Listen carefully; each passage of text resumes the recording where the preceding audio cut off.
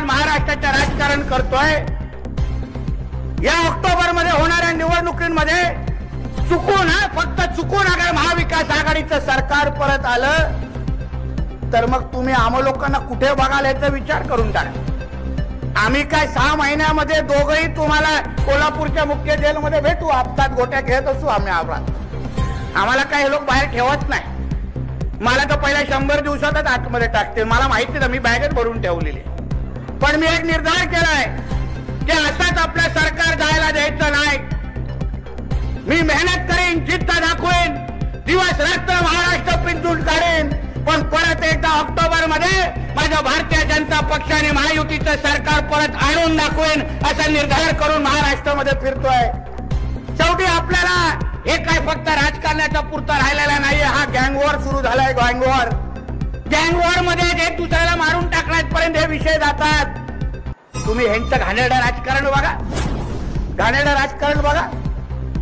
आता आमच्या सिंधुदुर्गाकडे छत्रपती शिवरायांचा पुतळा, दुर्दैवी घटना होती, त्याच्यामध्ये कोणच काय बोलणार नाही। त्याच्या प्रत्येकाला आपल्याला दुःख झालं।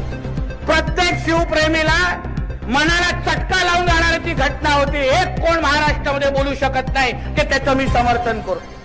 आणि असा एक व्यक्ती महाराष्ट्र आणि जगाच्या पाठीवर एक जिवंत व्यक्ती नाही ज्याच्या मनामध्ये इच्छा होईल की महाराजांचा पुतळा अशा पद्धतीने पडावा, पण त्याच्यावर घालेलं राजकारण करताय।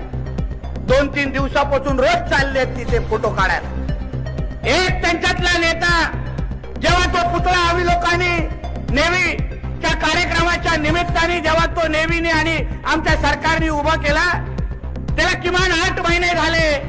एकदा पण या नेते मंडळींना वाटलं नाही तिथे जाऊन त्या पुतळ्याच्या बाजूनी फोटो काढणं आणि नतमस्तक होणं। एकालाही वाटलं नाही या महाविकास आघाडीच्या लोकांना। आता जात आहे तिथे शेमड्यासारखे उभं राहायला।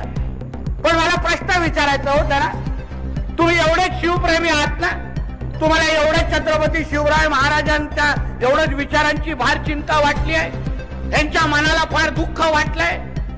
मग जेव्हा विशाळगडवर काय अतिक्रमण जेव्हा झाली आणि त्या अतिक्रमणा संदर्भात आंदोलन झालं आणि आज विशाळगडच्या आजूबाजूला तुम्हाला ज्या पद्धतीने या जिहादांनी अतिक्रमण करून ठेवलंय त्याबद्दल या एक तरी महाविकास आघाडीचा नेता बोलताना तुम्हाला दिसलं का? तेव्हा थोबाड उघडताना दिसलं का? तेव्हा तिथे जाऊन त्याला एकाला बोलायसारखं वाटलं का? का विशाळगड माझ्या महाराजांचा इतिहासात ज्वलंत इतिहासाचा पुरावा आहे, त्या विशाळगडवर आम्ही कुठलंही अतिक्रमण सहन करणार नाही असं बोलण्याची एकाने तरी हिंमत दाखवली होती का?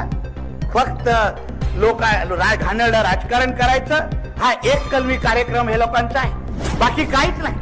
आता जसं गोपीचंदजींनी सांगितलं, या लाडली बहिणाच्या नाव लाडली बहीण जी आपण योजना काढली आहे, मुख्यमंत्री लाडली बहीण, मिरच्या लागल्यात, मिरच्या हे लोकांना माहिती आहे।